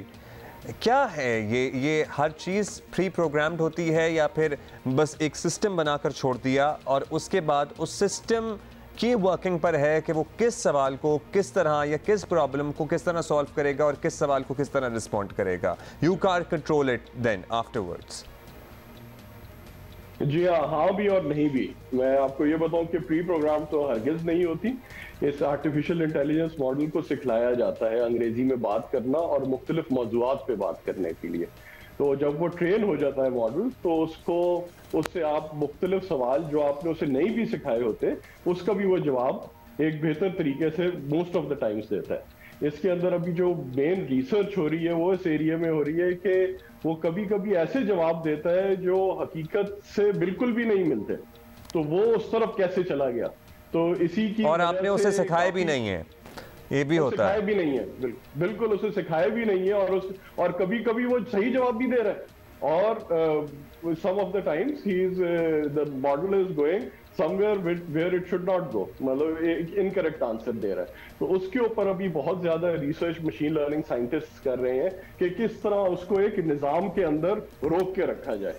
और जहां तक बात की कि ये टेक ओवर कर लेगा और नौकरियां खा जाएगा, तो वो मेरे ख्याल से खदशात ज्यादा हैं। अभी तो हम उस स्टेज पे पहुंचे ही नहीं। जो आप फिल्मों में जो स्टेज देखते हैं उस पे अभी काफी साल और पड़े हैं कि जब आप मशीन को इतना जब आप अपने AI मॉडल के ऊपर इतना रिलायंस करने लगेंगे कि उसको डिसीजन मेकिंग पावर देंगे। अभी वो एक असिस्टेंट का रोल अदा कर रहा है। तो इससे फॉर द टाइम बीइंग इस मशीन लर्निंग मॉडल से जो इंसान जो वर्कर्स हैं उनका काम और मजीद बेहतर होगा और आसान होगा। जी हाँ, बिल्कुल जरूर। जी डॉक्टर अदील, थोड़ा सा तो लोगों को इन स्ट्राइड लेना चाहिए, क्योंकि अगर हम चलेंगे तो फुल फॉर्म में रोबोट्स बने हुए हैं, लेकिन अगर हम अपने फ़ोनों पे देखें या एलेक्सा देख लें, सीरी देख लें, तो वो भी तो AI मॉडल्स ही हैं जो आपके सवालात का सिंपल जवाब जो है वो आपको रिस्पॉन्ड करती हैं। तो थोड़ा सा तो पिछले 10 सालों में दुनिया यूज्ड टू हो चुकी है। अब तो एक नेक्स्ट स्टेप पे पहुंच गए। हाउएवर ये जो नेक्स्ट स्टेप है, ये जो प्रेस कॉन्फ्रेंस हुई है, हम ये समझें कि इन रोबोट्स को भी चलाने के लिए एटलीस्ट पीछे तो आपको ह्यूमन माइंड और ह्यूमन हैंड ही चाहिए होगा। Is that true? बिकॉज ये बिल्कुल ही आउट ऑफ नोवेयर तो नहीं आए। तो इनके जो रिस्पॉन्सेज हैं या इनकी इंटेलिजेंस कितनी बढ़ रही है, उसको भी तो ह्यूमंस ही उस टेक्नोलॉजी को एडवांस दे रहे हैं। जी हाँ, बिल्कुल। जो मॉडल के ट्रेनिंग का तरीका है वो इंटरनेट से इंफॉर्मेशन लेके उस मॉडल को फीड की जाती है। तो वो आजकल मैं अपनी कम्युनिटी में यही चीज बता रहा हूँ कि ये जनरलाइज्ड रोबोट्स हैं, they are good for these press conferences, लेकिन हमें फोकस स्पेशलाइज्ड AI मॉडल्स के ऊपर करना चाहिए जो एक स्पेसिफिक काम एक बेहतर तरीके से अंजाम दे सके। जैसे कि मे बी एक लॉयर का असिस्टेंट हो कि वो उसको पुराने लीगल केसेस में से पॉइंट्स ढूंढ के लाके दे। अब वी नो के this is all what the lawyers rely upon, and it takes days, sometimes weeks to get this information. But जैसे कि मेडिसिन में तो इनकलाब ऑलरेडी बर्पा कर दिया है कि CTs और MRIs पहले ही शॉर्टलिस्ट करके पैथोलॉजिस्ट को बता रहा है कि these are the urgent emergency cases that you should look into.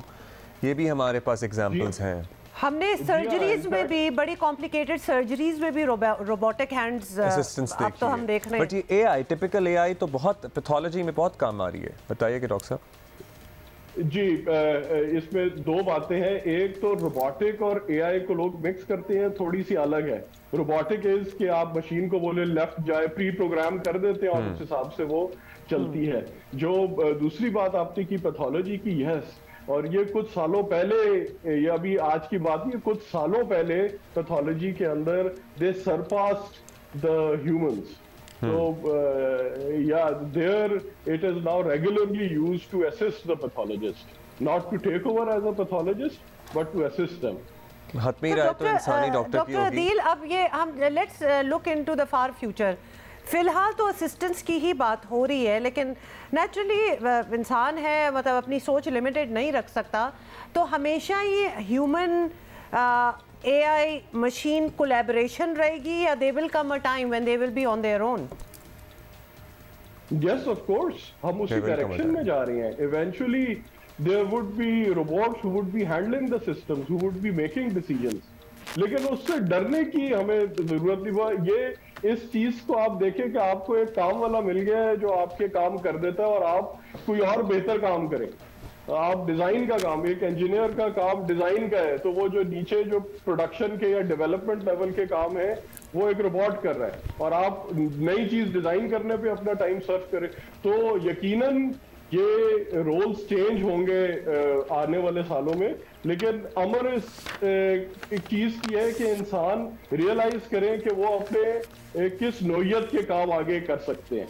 तो ये वाले काम, you are very right, in a few years, not right now, in a few years, the typical jobs which we see right now today in today's world, they will, you know, start to change.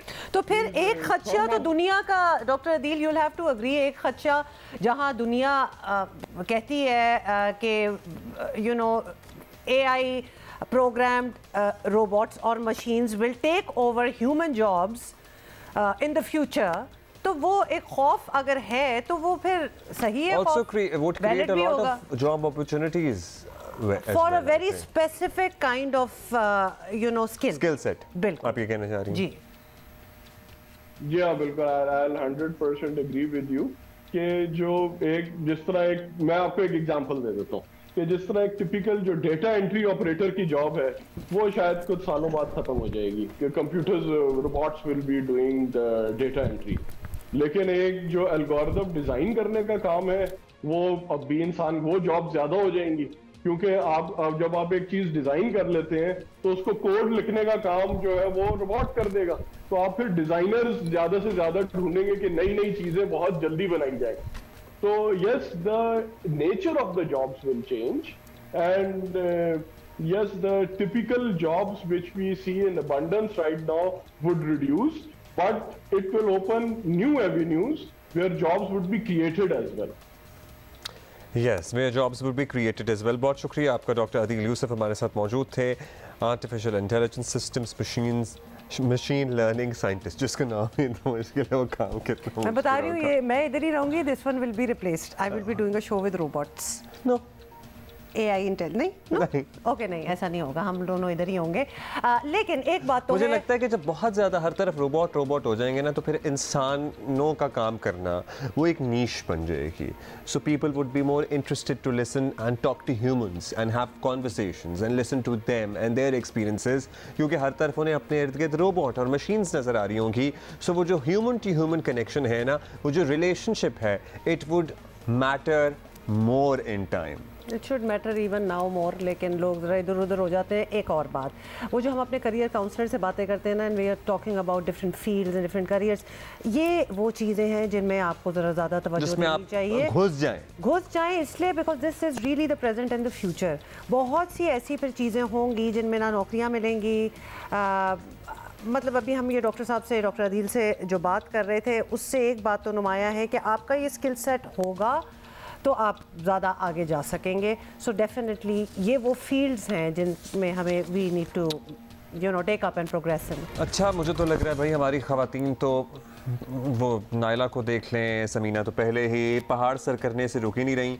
अब एक नया Avenue भी सामने आया है जिसके बारे में हमें बहुत ज़्यादा इल्म नहीं था, लेकिन कुछ हमने पढ़ा और फिर हमारे साथ एक मेहमान मौजूद हैं तो उनसे पता लगा कि जो हाई माउंटेन पासेस होते हैं जो 5000 मीटर एंड अबव होते हैं, ये भी बहुत मुश्किल होते हैं क्रॉस करना, मतलब नॉट क्लाइम करना, क्रॉस करना, if you know the difference. करना। जैसे okay, if you are from Islamabad ख़ास तौर पे, तो वो आपको पता है ना वो ट्रैकिंग मरगलास पे होती है, मतलब आप वो पहाड़ को अबूर नहीं कर रहे लेकिन आप क्रॉस तो कर रहे हैं, तो आप उसका वो एक पाथ बना हुआ है, उस पर आप ट्रैकिंग कर रहे हैं ना। वो तो एक छोटा सा एग्जांपल था। And then there are ones जो कि बहुत हाइट पे हैं और बहुत मुश्किल है, वो टेरेन जो है वो आसान नहीं है, ज़्यादातर हुई भी नहीं हुई। So you are also paving a path while you are doing it. 3 Pakistani खवातीन पर मुश्तमिल एक ग्रुप आया और उसने हरामोशला अबूर करके तारीख रकम की है, और 3 पाकिस्तानी खवातीन के ग्रुप ने बड़ा मुश्किल है, ख़तरनाक है ये हरामोशला पास को अबूर करना। इनमें डॉक्टर सना जमील हैं, अमारा शरीफ हैं और सुहनिया बाबर हैं। सो इनमें डॉक्टर सना हमारे साथ मौजूद हैं, उनसे ज़रा बात करते हैं। अच्छा, थोड़ा सा शुरू में हमने जब सुना ना तो सबने यही कहा भाई आपने हरामोशला जो है वो अबूर कर लिया, चोटी पहाड़ भी है ना एक किसी नाम का, सो वो सर कर लिए। सो हाउ, ज़रा हमारे देखने वालों के लिए, सबके लिए ज़रा हमें एक्सप्लेन करें कि ये पास को थ्रू करना और चोटी सर करना किस तरह से मतलब चोटी सर करना वुड भी आप वर्टिकली ऊपर जा रहे हैं और इसमें आप हॉरिजॉन्टली क्योंकि आप पास कर रहे हैं, इसमें भी ऊपर जा रहे हैं। सो आप हमें समझाएं basically. Okay, first and foremost this is a high mountain pass, Haramosh La, which connects Skardu with Gilgit. It's a high mountain pass. It lies at an altitude of 5,170 meters above sea level. Okay, तो और ये technical, this is notorious for being the most technical and one of the most difficult passes. इसमें mountain climbing की सारी technicalities use होती हैं। इसमें हम असेंड और डिसेंड इसी तरह करते हैं जैसे एक माउंटेन को करते हैं। वी हैव यूज्ड 600 मीटर्स टू 700 मीटर्स रोप्स जो कि सिर्फ माउंटेन क्लाइंबिंग में यूज़ होती है। तो इस पास में हमने वो सारी माउंटेनिंग स्किल्स रिक्वायर्ड होती हैं। अगर आपको माउंटेनिंग स्किल नहीं आती, आप ये पास क्रॉस नहीं कर सकते। Alright. तो इस वजह से इसको माउंटेनियरिंग के इक्विवेलेंट कहा जाता है। कुछ माउंटेन्स जो होते हैं वो हाइट में ज़्यादा होते हैं but they are technically easier, और कुछ माउंटेन्स हाइट में कम होते हैं। I mean, there are so many 6,000 peaks that are more difficult to climb than even the 8,000 peaks से ज़्यादा मुश्किल होते हैं 6,000 peaks भी। तो टेक्निकलिटी जो है वो it has nothing to do with the altitude of the mountain or with the height of the mountain। फिर आप अपना डॉक्टर सना और आपकी तरह और भी ट्रैकर्स हैं, उनका इंटरेस्ट ज़रा समझाएं, because you are really in the same terrain, you have the same gear, a lot of the techniques, skill set भी आपका वही है। Why would you want to trek rather than climb a mountain? We have climbed a mountain last year. We did Ropal Peak. It is almost close to 6,000 meters high. It is located in Asto Valley. So we have done mountaineering as well. और हर साल हमारा ये होता है कि हम जब next year कोई एक्सपीडिशन प्लान आउट करें तो वो पिछली एक्सपीडिशन से ज़्यादा टफ और ज़्यादा चैलेंजिंग हो। तो हरामोशला रोपल पीक से ज़्यादा कहीं ज़्यादा मुश्किल, जैसे कि मैंने आपको कहा कि पहाड़ और हाई माउंटेन पास का मुश्किल या आसान से कोई लेना देना नहीं है। What are the challenges like? क्या रास्ते में मतलब आप लैंडस्लाइडिंग हो सकती है, बर्फानी तोदे गिर सकते हैं, क्या चैलेंजेस होते हैं? चैलेंजेस बहुत थे। हमने हर किस्म की टेरेन्स देखी हैं जब हमने ये वाली एक्सपीडिशन किया है। हम लोगों ने मडी टेरेन्स देखी, हम लोगों ने क्रेविसेस, ग्लेशियर्स। यूजुअली अमूमन ये समझा जाता है कि बर्फ़ में पाँव जो है वो स्लिप हो जाता है, लेकिन जो मडी टेरेन्स होती हैं उसमें सबसे ज़्यादा ones you sink your feet in those terrains you can go as deep down as like 30-40 metres down. One wrong step and you are gone. तो और हमारे साथ कुछ हादसा हुए हमारे टीम मेंबर्स के साथ। कुछ जो है वो क्रेविसेस में गिरे। क्रेविसेस बेसिकली ग्लेशियर्स के अंदर होते हैं, कुछ हिडन होते हैं और कुछ आपको नज़र भी आ रहे होते हैं। तो बेसिकली हरामोशला में हिडन क्रेविसेस बहुत सारे हैं। So if you are not following your tour guide, जो कि हमारे basically he is also from Astore, Fida भाई is from Astore from Skardu, जो कि हमारी इस एक्सपीडिशन को लीड कर रहे थे एज अ गाइड। अगर हम उनके फुट ट्रेल्स या उनके ट्रेल्स के पीछे ना जाएं, राइट लेफ्ट भी हो जाए ज़रा से, तो देयर आर चांसेस कि we might fall prey to one of the crevices. And one of our colleague actually went into a crevice. तो वो शुक्र है कोई हादसा नहीं हुआ और वो सेफ। अच्छा, यहाँ पे रस्सियाँ जो हैं मतलब ये फिदा भाई ने लगाई हैं जाके, जी, या फिर क्योंकि जैसे एक क्लाइंबिंग होती है माउंटेन्स पे जिन पे रेगुलर होती है, वहाँ सब कुछ लगा होता है, एक इंडस्ट्री पूरी डेवलप होती है, वो उसको फिक्स भी करते हैं। तो यहाँ पे आप खुद ही आगे जा रहे थे और खुद ही अपना रास्ता बना रहे थे, और जाहिर है रास्ते में ऐसा सच कोई बेस कैंप वगैरह भी नहीं आ रहे हैं। सो कैंप्स तो हैं, देखिए हम लोगों ने ये जो पूरा मेरी एक्सपीडिशन है ये 9 डेज़ की एक्सपीडिशन थी, और रोज़ाना 8 से 9 घंटे के ट्रैक के बाद हम एक कैंप साइट पर रुकते थे ओवरनाइट स्टे के लिए, और फिर नेक्स्ट डे हमारा एक नेक्स्ट जो है 8 से 9 घंटे का ट्रैक होता था। तो इस पूरे एक्सपीडिशन के लिए एक लोकल टूर गाइड का होना बहुत ज़रूरी है। Obviously we are from Karachi, हम बड़े बड़े इस्लामाबाद से हैं, कुछ लोग मुल्तान से हैं, कुछ लोग फैसलाबाद से थे, तो हम लोग को तो इसका एक्सपीरियंस नहीं है कि हम रास्ते खुद ट्रेल्स बनाएं, वो वहीं के लोगों को आइडिया होता है। तो वहाँ का एक टूर गाइड हर एक्सपीडिशन में, चाहे वो 8000 मीटर की आप माउंटेन क्लाइंब करें, उनके साथ भी वहाँ शेरपास तो होते हैं। यस बिल्कुल। तो उसी तरह हमारे ये भी बहुत एक्सपर्ट, ये इनफैक्ट इन्होंने 2 साल पहले K2 भी सबमिट किया है, जिन्होंने हमारा ये पूरा टूर जो है guide, he is very experienced. और let me also point out कि इन लोगों के बगैर हमारी एक्सपीडिशन में मतलब हम कामयाब हो ही नहीं सकते। बहुत they are like unsung heroes, they should be actually appreciated more than we are being. और वो तो बहुत बार करते हैं जी, मतलब और बहुत बार लोगों के अचीवमेंट। तो ये हमने बाकी अपने माउंटेनियर से भी पूछा। अच्छा ये बताइएगा इसकी प्रेपरेशन, कुछ लोग इस्लामाबाद में हैं, कुछ कराची में बैठे हैं, कहाँ से जा रहे हैं, घर में बैठे हुए, when you know you are going there, what is the prep? आपको उस क्लाइमेट का भी यूज टू होना है। You are sitting in Karachi, we are not used to that kind of acclimatize. जी देखिए कराची हम लोग तो सारे जो हैं बिलो सी लेवल रह रहे हैं, हम तो सी लेवल से काफ़ी ऊपर चले जाते हैं, तो जो लोग कराची से निकल के जा रहे थे उनके लिए ज़्यादा मुश्किल आते हैं वहाँ जाने के लिए। सांस नहीं आता हमें तो मालूम जब अगर हम फ्लाइट लेके इस्लामाबाद और फिर फौरन ही अगले घंटे मालूम जब पहुँच जाए, जैसे मेरे साथ आई कुड नॉट ब्रीथ। बिल्कुल दिस इज नॉर्मल एक्चुअली, ये फिजियोलॉजिकल है ये। तो हम लोग यहाँ पे, जैसे मैं अगर अपनी बात करूँ तो मैं कार्डियो बहुत ज़्यादा वर्कआउट करती हूँ, और फिजिकली आपका फिट होना बहुत ज़रूरी है। लेकिन if you are not physically fit, if you are not hitting a gym, अगर आप कार्डियो नहीं कर रहे हो या जिम नहीं कर रहे हो, कोई फिजिकल एक्टिविटी नहीं कर रहे हो, तो आप इन ट्रैक्स पे या माउंटेनियरिंग वाली फील्ड पे जाना एक बहुत बड़ी गलती साबित हो सकती है। So like you have to be physically fit, और फिजिकली फिट होने से ज़्यादा आपको यहाँ से भी फिट होना बहुत ज़्यादा ज़रूरी है। एट टाइम्स ये होता है कि आप थक के आपकी जो है ना आप मतलब टांगे जवाब दे जाती हैं, लेकिन अगर आपने यहाँ से लूज़ कर लिया ना, अगर आपने सोच लिया कि अब मुझसे नहीं होगा, will never be able to do it. Actually maybe it wouldn't be so wrong to say कि आपका शौक भी उन्हीं लोगों का ऐसी चीज़ें करने का होता है, who are really into working out and being taking care of you know their fitness, their mental health as well. शौक भी अब घर में बैठे हुए जी एक दिन जी हम भी माउंटेन, वो शौक भी उस किस्म के नहीं आएंगे। वो आ सकता है आपको फ्रेंच फ्राइज खाते हुए ये आइडिया, लेकिन वो ज़रा मुश्किल होता है आगे से उसको अकम्प्लिश करना। अच्छा अब ज़्यादातर लोग, आपको पता ही है, खबर भी बड़ी बनती है अगर कोई औरत माउंट एवरेस्ट सर कर ले या K2 सर कर ले। आप लोगों ने इस रास्ते का इंतखाब किया फ़िलहाल, पिछले साल तो माउंटेन सर किया था। सो आपके भी इरादे K2 और माउंट एवरेस्ट तक ही जाने के हैं, या फिर कोई डिफरेंट पाथ आपने सोचा है लेंगे? हम लोग का बेसिकली, मेरा जो, अगर आप मेरी बात करें तो मैं बेसिकली फ़िलहाल I am not interested in doing any of these 8000 peaks. मुझे अभी ऐसा लग रहा है कि 8000 पीक्स बहुत मेन स्ट्रीम हो गया है। We are more into exploring the unexplored gems of Pakistan.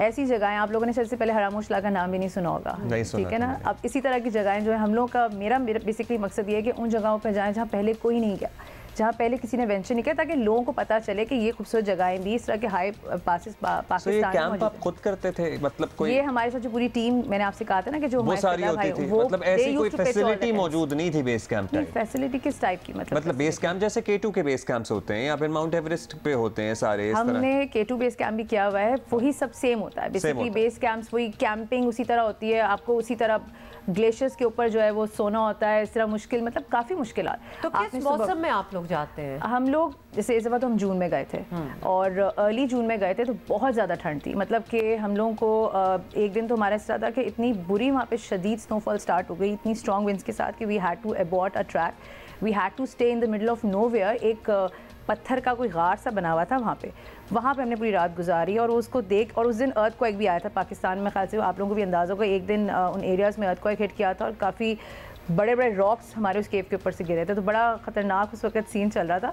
और वो जो रात हमने उस दिन केव में गुजारी है, वो पता नहीं, मेरी ज़िंदगी बहुत ही अजीब खौफनाक किस्म की रात थी, बिकॉज़ एग्जैक्टली। अच्छा ये जो पास हैं, ये जो हरामोशला ही समझ लें आप, how often do people track these paths और पासेस? अगर आप इसका हिस्टोरिकल पर्सपेक्टिव देखें तो very very few people, handful of people have ventured into this track, और उसमें ज़्यादातर जो भी गए वो मर्द हज़रात गए।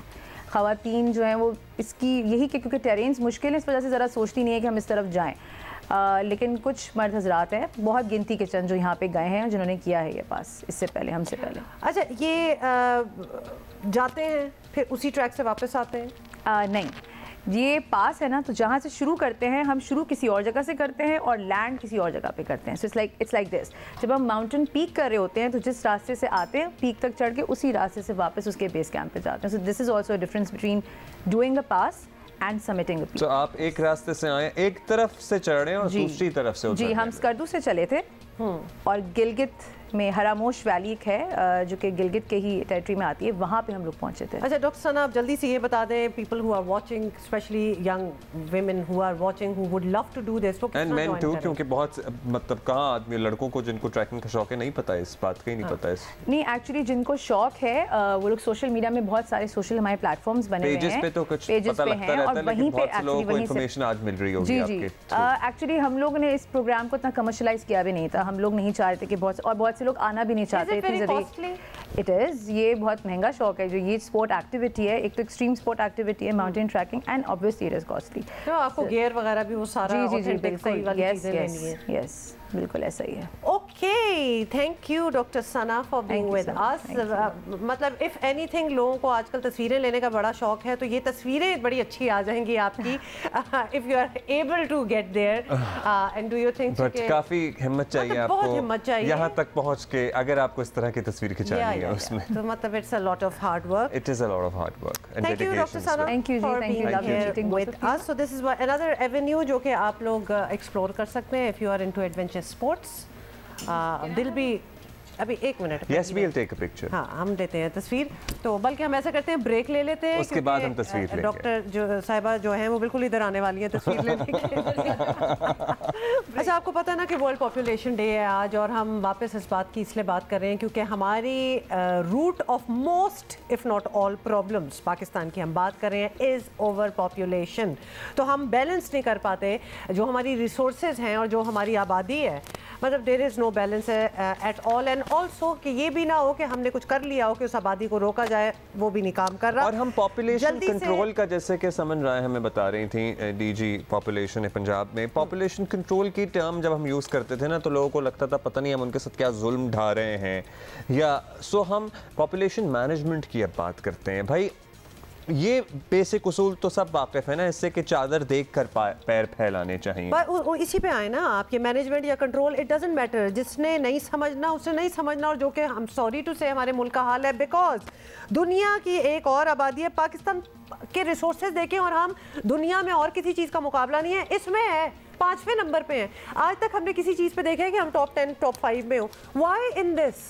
तो लिहाजा ये बड़ी अजीबोगरीब बात है। 24 करोड़ हमारी आबादी है और दुनिया में 5वां बड़ा मुल्क। सर इसी बात को कंटिन्यू करेंगे। डीजी पॉपुलेशन पंजाब समन राय हमारे साथ मौजूद हैं। समन, बताइएगा कि पंजाब आबादी के लिहाज से हमारा सबसे बड़ा सूबा है। हम बता रहे थे ओवर द ईयर्स हम देखते हुए बड़े हुए, हमने बहुत सारे इश्तहार भी देखे वजारत बहबूद आबादी की तरफ से। अब पंजाब में अगर आबादी अनकंट्रोलेबल अंदाज में आगे बढ़ रही है, क्या इक़दाम अब तक किए हैं, उनके क्या इफ़ेक्ट्स नज़र आ रहे हैं? क्योंकि हमारी ब्रेड बास्केट भी पंजाब है ना, सो वहाँ से भी मैनेजमेंट बहुत ज़रूरी है। बहुत से और तरीक़ों से भी बात समझाई जा सकती है, बिकॉज या बताइएगा। बढ़ती हुई आबादी को कंट्रोल करने के लिए, कंट्रोल का लफ्ज़ हमने वैसे इस्तेमाल करना बंद कर दिया है, इसका ज़्यादा जो प्रॉपर लफ्ज़ है वो ये है कि स्टेबलाइज़ करने के लिए। सो पॉपुलेशन ग्रोथ को स्टेबलाइज़ करने के लिए all over the world family planning के डिपार्टमेंट्स कायम किए जाते हैं। बिल्कुल उसी पैटर्न पे पॉपुलेशन वेलफेयर डिपार्टमेंट पंजाब काम कर रहा है। इसके साथ साथ गवर्नमेंट के और भी बहुत सारे इदारे काम कर रहे हैं जो कि दुनिया भर की बेस्ट प्रैक्टिसेस को पाकिस्तान में भी इम्प्लीमेंट करने की कोशिश कर रहे हैं। उनमें से चीदा नुकात मैं यहाँ पर ज़रूर बयान कर दूंगी कि जिसमें कम्युनिटी के साथ connection is one of the highlights of the working of the population welfare department. बहुत सक्सेसफुल मीडिया के ज़रिए कैंपेन्स लॉन्च की जाती हैं और I think over many years sensitivity create की जाती है। और छोटा ख़ानदान खुशहाल पाकिस्तान, मुतवाज़न ख़ानदान और बच्चे दो ही अच्छे, और इस तरह के बहुत सारे और स्लोगन्स जो हैं उनको एयर किया जाता है जिनसे हम आवाम को सेंसिटाइज़ कर सकते हैं। Currently department is active actively working with lots of ulemas to create an awareness on population growth. इसके साथ साथ जो यंग नस्ल है उनके साथ हम pre marital post marital counselling के प्रोजेक्ट्स के ऊपर काम कर रहे हैं। कॉन्ट्रासेप्टिव्स की फ्री ऑफ कॉस्ट अवेलेबिलिटी को इंश्योर किया जाता है और 129 family health clinics, nearly 2100 family health centres और hundreds of family welfare assistants and mobilizers are actively working to disseminate the message of family planning all over Punjab currently. वैसे समन जो आपने सारे कैंपेन्स की बात की है ना, और साथ ही आपने ये भी कहा है कि इट टेक्स मैनी ईयर्स, तो हम मैनी ईयर्स बैक हम बड़े सही डायरेक्शन में जा रहे थे विद ऑल दीज कैंपेन्स, और एक बात समझ में भी आ रही थी। Now don't you think Abdullah it feels like it's little too late वाली सिचुएशन हो गई है, बिकॉज अब शायद लोग इस बात को समझने की सलाहियत ही नहीं रखते। अच्छा, पता है, I genuinely feel as there used to be a bombardment of these messages when we were growing up. There's no bombardment now. Not at all. In fact, it's only very recent that we have actually started seeing these campaigns again. There came a time in the middle when this was not even a very good thing to be spoken about. Considering कि हम किधर से आ रहे थे, जहाँ इतने campaigns होते थे, फिर बीच में एक पार्ट आया कि जहाँ इसके बारे में हो हाय बात भी नहीं करनी, तो अब आके वापस आ गए, तो we lost that advantage that we had. अगर अब किसी चीज़ में इन्वेस्ट करने की ज़रूरत है ना, तो दोबारा इस कम्युनिकेशन में इन्वेस्ट करने की ज़रूरत है, ताकि लोगों से जो बीच में राब्ता कम हुआ है ये दोबारा बहाल हो सके। समन, लास्टली जो डेटा है वो हम सबके सामने है। आबादी बढ़ने की आइडियल रफ्तार क्या होती है किसी भी मुल्क के लिए? पॉपुलेशन के बढ़ने की जो रफ्तार है ये एक बहुत डिबेटेबल टॉपिक है, क्योंकि पूरी दुनिया में अगर हम देखें तो इस वक्त हर मुल्क आबादी के एतबार से डिफरेंट क्राइसिस का शिकार है। जहाँ तक पाकिस्तान का ताल्लुक है, हमने ये देखा है कि आबादी के बढ़ने की रफ्तार हमेशा इस पर भी बहुत बहस और डिबेट होती रही है, लेकिन I think it is more a question of management. आपके पास एक बहुत वेल अवेयर पॉपुलेशन होनी चाहिए जिसके लिए एजुकेशन इज़ द की, और ख़ास तौर पे जो इस साल की थीम है पॉपुलेशन डे की, जो यूनाइटेड नेशंस ने डिक्लेयर की है, safeguarding the rights of womens and girls, तो आई थिंक कि अगर हम ये सब इंश्योर कर लें और आबादी की जो रफ्तार है और टोटल फर्टिलिटी रेट वो कंसिडरेबल लेवल तक नीचे आएगा और कॉन्ट्रासेप्टिव प्रिवेलेंस रेशो इंक्रीज़ होगा, तो आई थिंक आबादी at the end I would like to say कि एक बहुत बड़ा एसेट है for any developing country. It is a big asset. The only thing is how do we manage it successfully and convert it into a dividend. Thank you, Saman. All right, Saman Rai. अच्छा, ये बड़ी important चीज़ है और इसको अगर आप समझ लें तो समझ लें।